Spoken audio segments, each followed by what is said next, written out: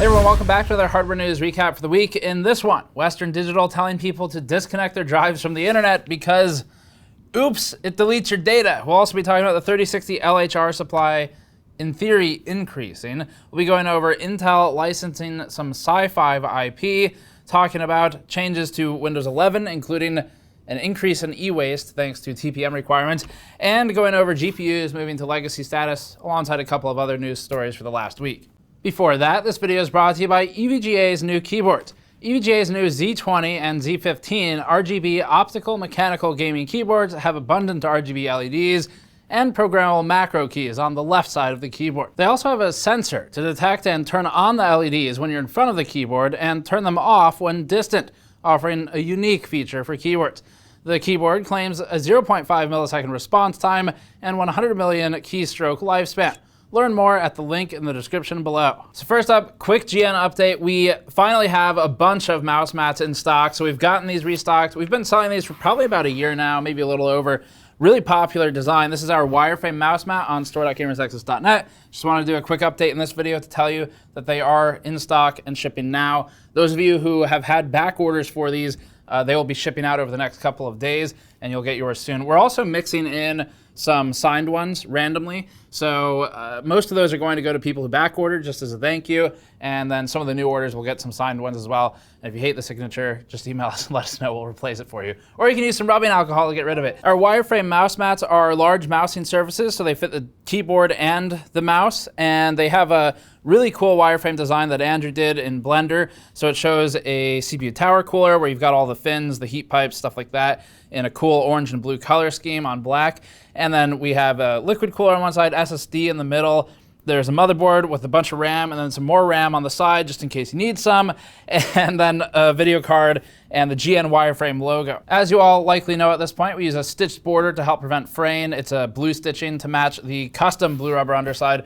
Really hard to get the custom rubber undersides, by the way. We've been doing that for all of our new mouse pads and mouse mats, and really happy with it. So if you want to pick one up, it's a great way to support us and what we do, including our increased coverage depth and buying all of the pre-built systems lately, because those have been expensive. But really happy to review those, and we have a few more of those coming up, by the way. So store.gamersnexus.net if you want to grab one of the mouse mats. Thank you for your patience. There's a huge amount of them in stock, along with a ton of our shirts, which we restocked about a week or two ago, if you want to pick up one of these designs or one of the many other ones. And then as far as some of the content, just while we're talking about stuff we're working on, we have a couple more pre-builts we're looking at. So at least one of them is in the immediate future. It is in the $1,400 to $1,600 range, and then we have a couple that are in the $2,000 range coming up after that to see if we can find a good pre-built. Again, the ABS one was the most recent one we found that was actually good. So more of that coming up soon. Let's get into the actual news stories. The first one is about RTX 3060 LHR Supply apparently getting bolstered. So this comes from Chinese language website IT which reported that according to a forum called Bantang, the RTX 3060 LHR GPUs will see a resurgence in supply. It specifically noted a focus of that supply resurgence on cafes, internet cafes, gaming cafes. So some of it should move to retail markets. Sounds like, though, the initial burst of supply will go to gaming cafes. And we're not sure what the exact relationship is or why. Maybe just volume gets in front of the most people.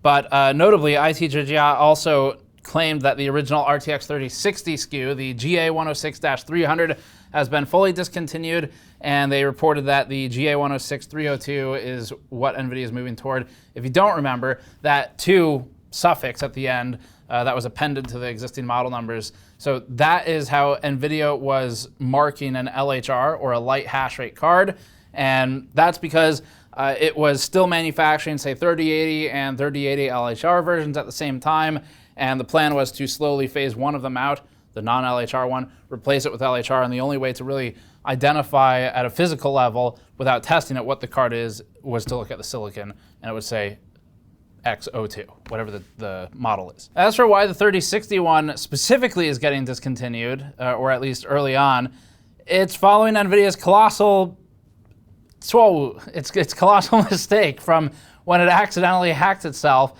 and released the drivers for the 3060 that had full mining speeds for Ethereum. So anyway, that's going away first. to be replaced with the LHR for the in-silicon mitigations for Ethereum hash rate. Western Digital's up next. The company is urging customers to disconnect any MyDrive devices from the internet, citing an incident brought to light on its forums where MyBook Live devices could be factory reset and cleared without the user's authorization.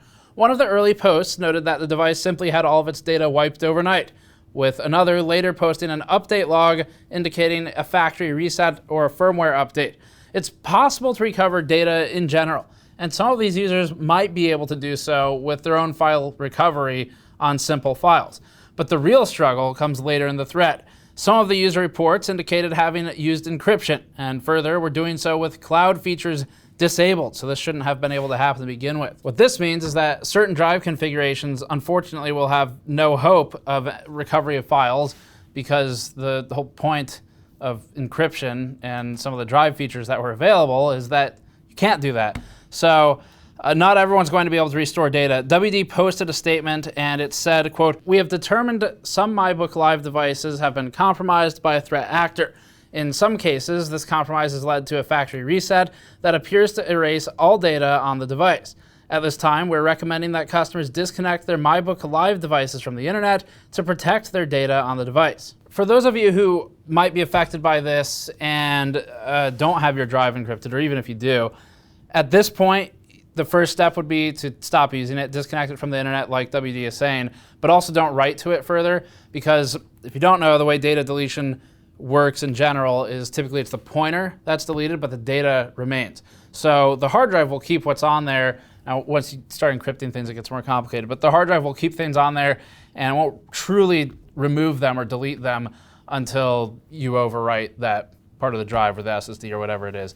So there may be chance for recovery. First steps, disconnect it, stop using it, and find a qualified data recovery specialist immediately, bring it to them, see what they say before you lose all hope, or before you start writing other data to it, potentially overwriting the original data that you want to recover.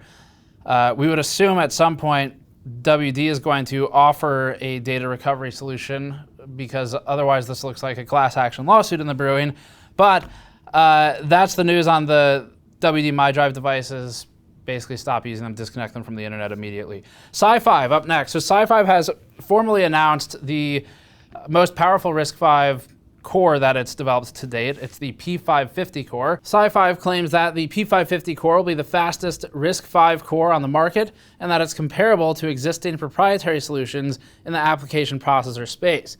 The last point is the important one. If RISC-V and OpenISA is going to challenge ARM, then it'll need to be in this position. In fact, regarding ARM, SiFive points out that its P550 can scale up to 4 core complex configurations that use a similar amount of area as a single ARM Cortex A75, while also SiFive alleging a significant performance per area advantage. SiFive also announced the P270, and along with the P550, these core designs make up SiFive's performance family. Notably, these new RISC-V cores are the first to support 64-bit operating systems, including Linux. This is, at this point, a big leap forward, as RISC-V chips have more typically been found in smaller and simpler designs, such as microcontrollers. Now it's time to get your maps ready, because we have more Intel names to go over, which means you're going to need to find the closest lake, body of water, or peak to talk about, because Intel names. So Horse Creek is the new one. Intel and SiFive have announced that Intel will be licensing SiFive's new IP, and it will be developing its own platform around the RISC-V IP, and that is what's going to be known as Horse Creek. We don't know either. Furthermore, it seems that Intel will be offering SiFive's IP through Intel's IFS, or its foundry services. That's the group that was spun off recently to provide third-party fabrication service via Intel's existing foundries. To what extent Intel will be offering the IP via IFS, we're at this point not sure, but and we also don't know much about Horse Creek at this point, other than it'll be based on Intel's 7nm and will be combined with Intel's DDR and PCIe intellectual property. So Intel is expecting RISC-V based silicon by 2022, and in the meantime, we'll be following the updates. So we've been covering the ARM acquisition by Nvidia for a while now, where it's all been agreed to, but at this point it's slithering its way through global regulatory bodies to try and get approval. Qualcomm is the newest to voice concern about all this, or revoice it. Qualcomm has made it clear that it intends to invest in ARM should the deal with Nvidia fall through the cracks, and Qualcomm appears to be suggesting that it would be more of a consortium effort of multiple companies supporting ARM to keep it independent rather than one company coming in to buy ARM. So the deal was a $40 billion acquisition by Nvidia, and joining other companies like Microsoft and Google, Qualcomm is opposing the deal, suggesting that companies invest in a stake should ARM's buyout get blocked by government regulatory bodies. Qualcomm said the following, quote, "If ARM has an independent future, I think you'll find there's a lot of interest from a lot of companies within the ecosystem, including Qualcomm, to invest in ARM. If it moves out of SoftBank and it goes into a process of becoming a publicly traded company with a consortium of companies that invest, including many of its customers, I think those are great possibilities," end of quote. The incoming Qualcomm CEO also claimed that other companies, quote, "feel the same way," presumably in reference to being willing to invest in ARM in an effort to maintain its independence and keep Nvidia, or any other single owner, from acting in a domineering, gatekeeping fashion. Nvidia has repeatedly claimed that this will not be the case, and says that it won't interfere with ARM's neutrality or impartial nature in dealing with licensees. Interestingly enough, Nvidia also claims that an IPO isn't enough for ARM to reach its full potential. From Nvidia's vantage point, ARM needs access to new technology. Of course, that would be Nvidia's. It also needs new markets, of course, Nvidia's, to realize the full reach of ARM's ecosystem. Additionally, in an interview with Patrick Moorhead, Nvidia CEO Jensen Huang commented on the, quote, "fallacy of independence." Huang said, quote, "Some equate independence with goodness, but Simon, the ARM CEO, and I recognize independence is not the same as strength or vibrancy in the ecosystem. Customers want a strong ARM that can go into these wonderful new markets. They want independence with strength," Huang said. I'll take Orwellian quotes for 800. First of all, the words strong arm next to each other probably shouldn't come out of Jensen Huang's mouth. That's a dangerous phrase for him to say. Everything just works. But secondly, independence in the specific topic of ARM is probably one of the better things. Rolling all of these into some new mega corporation, it's going to have problems. ARM works with almost everyone at this point, including AMD, by the way, and Nvidia. Nvidia is a customer of ARM for its new Grace CPUs. So we'll see how this progresses. As we've said in the past, at this point, it's agreed on between ARM and Nvidia. It's a factor of governments. And if the governments shut it down, then maybe something else happens. But that's what we know for now. AMD noted in a blog post this week that it's moving several of its older APUs, specifically the pre-Ryzen APUs, so dating pretty far back at this point, and older GPUs into legacy support. So they're not going to be getting new driver updates. That would include everything dating back to the HD 7000 series and as recent as the R9 Fury or Nano series on the GPU side of things. The last official supported driver version for these cards will be Radeon Software Adrenalin version 21.5.2, meaning as of 21.6.1, they have entered legacy status. The list of retired cards is relatively long, but AMD is effectively killing support for pre-Ryzen APUs and GPUs older than the RX 400 series. As a reminder, the RX 400 series is the same as the RX 500 series, so it's not a surprise that those remain on the list. This isn't really abnormal. It's typical for Nvidia and AMD to phase out support and deprecate devices as things age. It's just that right now it's not a good time to be shopping for GPUs, so it stings a little bit more. That said, you can still use the existing driver version at the current 21.5.2 iteration. It's not like the device stops working, but it will stop getting updates. And that means as new games roll out, it won't get any optimizations or fixes if there are issues, most likely. So much of the hardware was rolled out between 2011 and 2015. 10 years old is probably safe to be retiring the hardware at this point. Again, it's just the timing of the matter that is what's caused some dissatisfaction online. 2015 is a bit newer, but anything based on AMD's older graphics core Next or GCN architecture is what's being affected here. And that was, of course, replaced by, well, a couple things, but RDNA on the gaming side of stuff, then CDNA on the compute side. Now, AMD is also officially done with Windows 7 driver support. So going forward, only 64-bit versions of Windows 10 will be supported, and presumably Windows 11 as that rolls out. Up next, China cracking down on crypto-related GPU mining, which is potentially an influence to GPU prices. So China's been on a mission to crack down on cryptocurrency mining within the country. This has happened a couple times at this point, including a couple years ago in the previous crypto sort of boom cycle. And as reported by South China Morning Post, it looks like GPU prices might be coming down as a result of the crackdown on mining, which would be expected if operations are selling off cards, especially non-CMP ones, secondhand. Several outfits have recently ceased operations altogether, and this is in addition to China's government outright banning crypto mining in several provinces in the country, including the Sichuan region. We saw a couple of reports this past week as well, showing that mining operations have been packing up and moving to neighboring Kazakhstan to reestablish warehouses under new jurisdiction. The South China Morning Post report states that certain graphics cards have come down in price by as much as 2/3 on some of China's e-commerce platforms. Moreover, Tom's Hardware notes that GPU prices have seen anywhere from a 5% to 33% reduction in price, according to its GPU pricing index. So this is a combination of two things happening at once. One is supplies continuing to roll out, more people are getting cards, so there's a little bit less demand. And then the other one is a reduction in mining demand, specifically where you have single buyers buying large quantities of cards, obviously, which always hurts for end users. Next one, Intel announcing more internal restructuring and new business units. So following CRN's massive report on Intel reshuffling the deck and changing its corporate hierarchy and leadership, it looks like Intel's also making leadership changes in its data platform group and in the GPU side of the company. Notably, Navin Shenoy, who's been serving as Intel's executive vice president and general manager of the data platforms group for a while now, will be leaving the company on July 6th. Intel's Raja Koduri, formerly of AMD, and Sandra Rivera will both move to new roles within the company, and Nick McKeon and Greg Lavender will join Intel in new roles.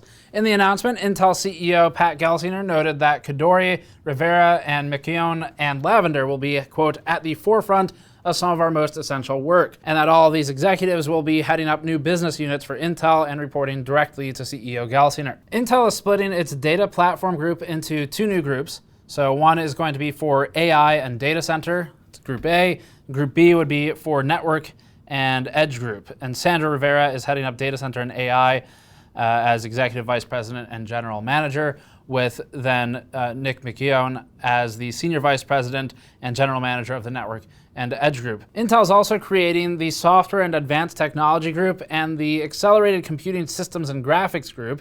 These two are the ones that highlight Intel's continued focus on software stacks and high-performance computing and graphics. Raja Koduri comes into play here. He'll be heading up Intel's Accelerated Computing Systems and Graphics Group. Greg Lavender will serve as the Chief Technology Officer and SVP and GM of Intel's Software and Advanced Technology Group. As previously mentioned, Navin Shenoy will be leaving Intel, ending a 26-year tenure with the company, but Intel notes that there will be assistance in transitioning before departure on July 6th. Windows 11, the next story. We'll be talking about TPM and some other stuff with this. So we did download and install the Windows 11 leak and looked at it. Patrick Stone on our team looked at it extensively. He's had a huge amount of experience in formal IT working with Windows, and there's a lot about inner workings of Windows. So he's looked at it and written up a report that we may run with once we look more at the TPM stuff about the differences. Most of them are UI. There's a couple functional differences, like having tab groups now, snap groups, where you can collect the different software into a group and position it on the screen specifically, including a new centered lock. So when you snap to edge, there's now a snap to center, which is probably useful for those of you on ultra-wide monitors if you ever do a lot of writing. But most of the differences are user interface and things like that. Couple of performance enhancements, at least, from what Microsoft was saying. And then the Microsoft Store has had a major overhaul as well, where now third-party apps and support for Android apps have been added. And moreover, developers will be permitted to monetize their apps how they see fit, with Microsoft not taking a cut of revenue through in-app transactions except in the instance of games, where Microsoft is adjusting its revenue split for PC games, going to 88-12 from the previous 70-30, likely inspired by the Epic Games lawsuit with Apple. While Windows doesn't have a release date for version 11, it's expected later this fall as a free upgrade for Windows 10 users. However, there are some pretty serious caveats here. First, users will need a Microsoft account and internet connection to set up Windows 11 Home. And secondly, the minimum requirements for Windows 11 are a bit baffling. But back to the user accounts thing, this is about the worst possible future for an operating system that we could find ourselves in, where user accounts and internet being required to install the OS it's next level draconian from Microsoft and very concerning. This is not something we're fans of. It makes working with the OS very complicated and difficult if it's not being used on a home system and you're trying to do, say, benchmarking on home. Now, there is a pro version as well. We need to see how that's being rolled out. And there's enterprise for big corporations or schools, but you're still leaving a lot of SMB users in a situation where user accounts really don't make sense. And also, by the way, there's already plenty of tracking where you can data harvest through web code to create a profile of a user. For example, I was talking with Wendell from Level 1 Techs about this recently, where Wendell said his screen resolution is so specific that probably there aren't many other people in the world who have his combination of whatever epic Threadripper CPU plus this amount of screens. And so it's pretty easy for code to identify specifically who this user is and follow him around the internet. And it's made even easier when you have a user account that you have to log into for your OS. So we are really in opposition to requiring user accounts for an operating system. It's terrible and a horrible development. But anyway, there's other stuff to talk about too. So for the requirements, Windows 11 will support only 8th gen and newer Intel CPUs and Ryzen 2000 and newer CPUs. So 2017, you're out of luck. Windows 11 will also require a TPM or a Trusted Platform module and UEFI Secure Boot, which is the first time Microsoft is requiring this for consumers using Windows at this point. UEFI Secure Boot and TPM have been more of an OEM thing in the past, and if you're not sure if you'll be able to install it in case you want to, you could use Microsoft's PC Health app to see if your system is compatible with Windows 11, although a lot of people are finding that their systems are failing the check. A TPM is a secure microcontroller. This is something that I actually used to test a long time ago at a previous job. And it manages cryptographic keys. So one of the things that they'll do is manage smart card data, as in like the RFID scanned cards, or biometric data for fingerprints, things of that nature. And they are used as a platform integrity check. Microsoft is requiring TPMs. This has caused a run on TPM add-on cards, where they're out of stock in a lot of places now, and it will relegate otherwise perfectly good slightly older hardware, like 2016, not that old, to the 2017 Ryzen 1, to the e-waste bin. So really disappointed in this set of moves. Should have seen it coming, of course, but this is Microsoft's being very aggressive at this point with how it's positioning Windows 11. MSI, speaking of companies that do aggressive things, trotting out CMP50X mining card. So MSI has silently launched its first mining graphics card. This is the MSI CMP50X Miner, HX Miner. The card is, of course, part of Nvidia's CMP lineup. That's mining targeted. It doesn't have display outs, and so it kills some of the resale value for gaming users later. This is meant to sway crypto miners away from mainstream cards, but in reality, all it's going to do is, again, reduce the second-hand market size in the future whenever the 40 series comes out, and try to pull away some of those 30 cards that would be landing. It'd be the same situation as the 1080 Ti's with RTX 20 all over again. So the 50 series CMP card is the second highest performing SKU among the CMP line with a hash rate of 45 megahashes per second, coming in behind the 90HX at 86. MSI's CMP50HX Miner uses 3584 CUDA cores, 10 gigabytes of G6 at 14 gigabits per second, and offers a base or boost clock of 1350 to 1545 megahertz. It also uses MSI's recognizable Aero-branded cooling solution, and it comes with a backplate. So that's about it for this one. On the product page, MSI talks about a more capable VRM solution, but stops short of providing useful information. Pricing and availability, TBD at this point. MSI is, however, the second AIB partner we've seen actually list a CMP card following Gigabyte. Up next, Underwriter Laboratories and the benchmark segment with 3D Mark rolling out a new CPU profile benchmark, which is aimed at helping people overclock and build profiles of their CPUs. Kind of interesting. So UL Benchmarks is rolling out a new dedicated CPU suite, and these features are part of CPU profiling where it's intended to show how CPU performance scales and changes across multiple threads and cores. In total, there will be 6 new tests, each of which will stress a different number of threads, and UL Benchmark states that the first test will target all available threads, while the subsequent tests will target 16 threads, 8, 4, and 2 threads, ending with a single-threaded test. The 3D Mark CPU profile then compares a user's score with other scores relevant to the CPU model test. There's, of course, a risk that this turns into another user benchmark, or maybe it does something useful. We're not sure yet. It sounds like it definitely, we've used a lot of 3D Mark in the past for overclocking, so we're looking forward to giving it a shot and seeing if it serves any purpose for determining if an overclock's any good or not. Semiconductor shortages, paving way for counterfeits. We'll keep this one really brief, but basically, so a couple of interviews with ZDNet this week had experts in the industry talking about a major problem of counterfeit components. So that wouldn't be like GPU level, it's more of what they put on the PCB level of things.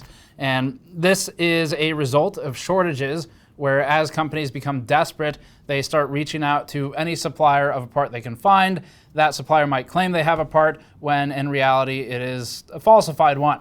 And if the testing procedures aren't kept up to standards, if validation's not done because the company's in a rush to get something in to keep making whatever they're making, like cars or something, then there is a risk that counterfeit parts end up rolling out. So this was in an interview with ZDNet. Interesting analysis on it, and at this point, they're saying that fake chips have been sold. It's just a matter of determining how many are out there, what types of chips they are, and who they're affecting. But another interesting byproduct of the silicon shortage. ASRock expecting GPU supply to improve, counter to the previous story, in second quarter of 2021. So ASRock is projecting an increase in sales and profit for second quarter of the year, and this is according to Digitimes. In spite of widespread silicon and component shortages such as substrates overall, ASRock recently reported net profits of $17.88 million for the first quarter of 2021, which marks ASRock's most profitable quarter in history. ASRock claims that AMD supply is expected to be better in the second quarter, as AMD's capacity adjustments it's been talking about should start paying dividends. ASRock also notes that it expects the substrate shortage to improve, and the waning demand from China's cryptocurrency market should have a positive effect on GPU pricing as well. So that's it for this news roundup. As always, thank you for watching. You can subscribe for more. If you'd like to pick up one of our in-stock and shipping mouse mats, you can go to store.gamersnexus.net and grab one there. Thank you for watching. We'll see you all next time.